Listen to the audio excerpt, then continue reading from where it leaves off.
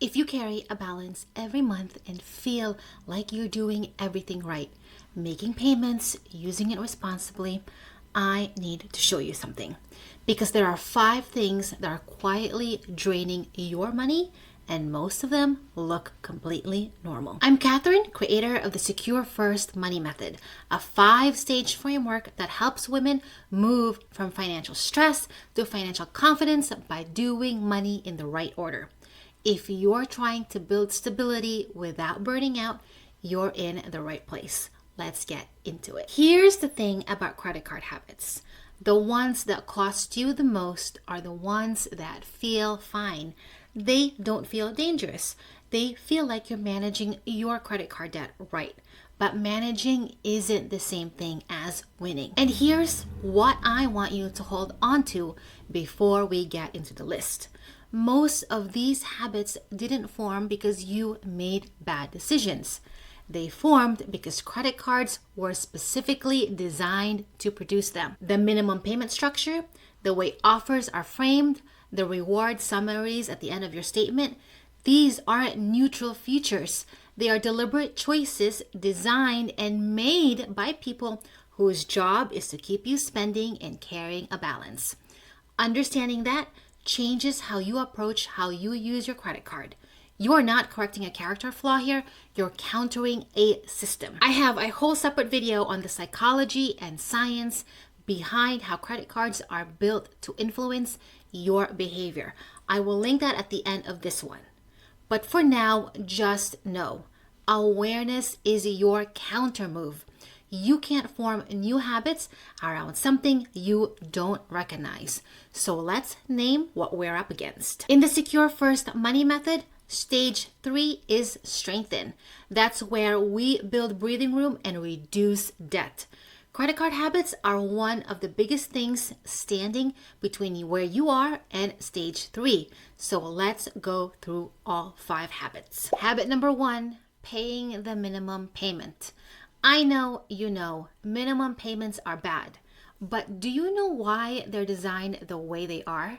The minimum payment is calculated to keep you in debt as long as possible.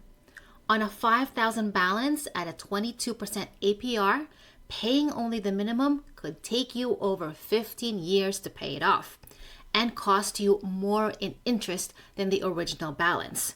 That's a whole lot of money going to interest and nothing fun. Your habit to this, pick a fixed dollar amount above the minimum, even $25 or more, and pay that every month without exception.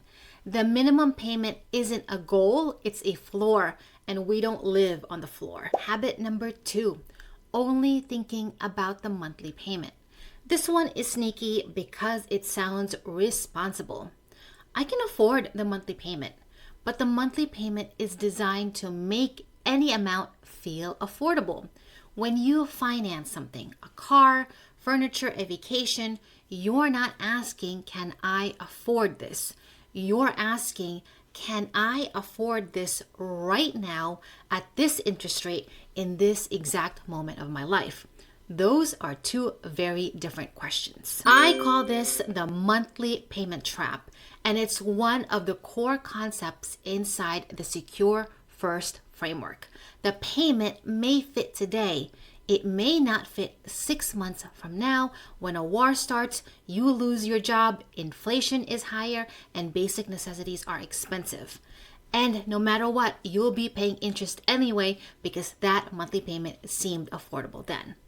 The counter habit to this, before you finance anything, calculate the total cost. Principal plus all interest over the full term. That's the real price tag of your purchase, and make your decision based on that number. Habit number 3, using the card for everything, paying it off monthly, but not tracking the total. Now this one may be controversial because you've probably heard it. Pay it off every month and you'll be fine with your credit cards. And that is true if you know what you are spending.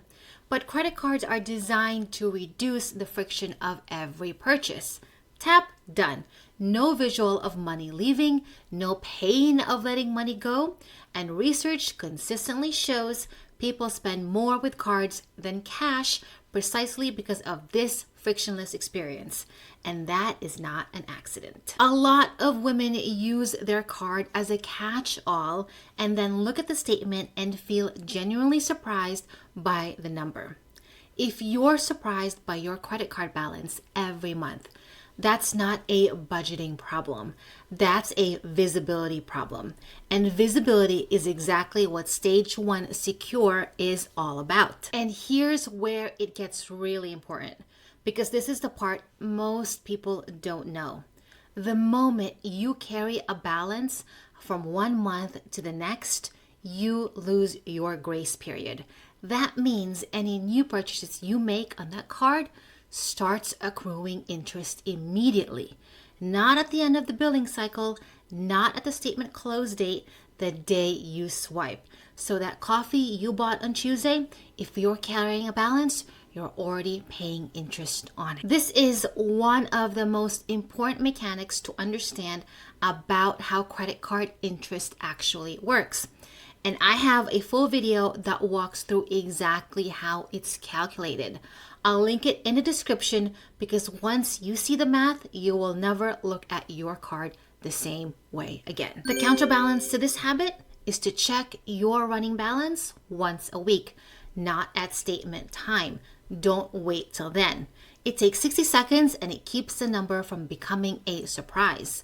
And if you're carrying a balance right now, know that every swipe is costing you more than the price tag says. So if you have credit card debt, your first priority is to stop using that card. Habit number 4 is keeping a balance just in case. Some people intentionally carry a small balance because they think it helps their credit score. Well, it doesn't. Carrying a balance means paying interest. Full stop.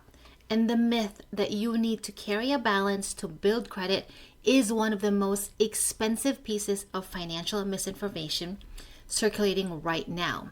Misinformation that conveniently benefits the card issuer. So what does actually move your credit score? Well, your credit score is impacted by utilization rate, on-time payments, and age of accounts, none of which require you to pay interest. We'll do a whole video on credit score soon, but know that carrying a balance does not help your credit score. So the counter habit to this is pay your statement balance in full every month, not the minimum, the full statement balance. If you can't do that yet, that's important information. It means the card is carrying more than your cash flow can support. And that's a stage 3 conversation. Habit number 5, not knowing your actual interest rate. Your APR is the single most important number on your credit card, and most people can't tell me what it is. That's not an oversight. Card issuers bury the APR in the fine print and lead with rewards rates, cashback percentages, and sign-up bonuses. The number that costs you the most is the one that gets the least prominent real estate on those statements. If you don't know your rate, you can't make real decisions about your credit card debt.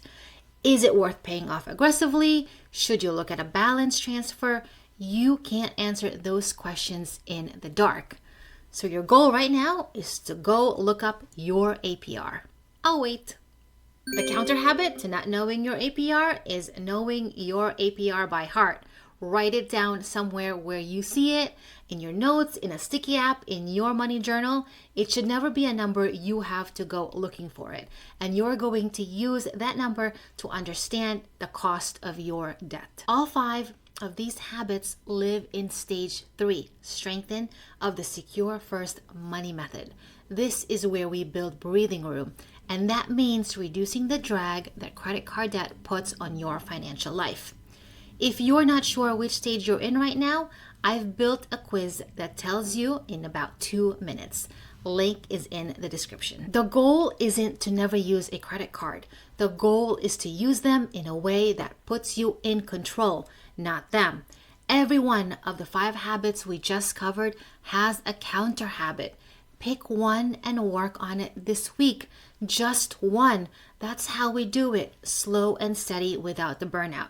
And if you want to go deeper on the psychology of credit cards, how they've been engineered to get us to spend, this video is going to be for you. And if you are curious how interest is calculated and why it's important to stop carrying a balance, this video is going to be for you. Thank you so much for tuning in, and I will see you in the next one. Bye.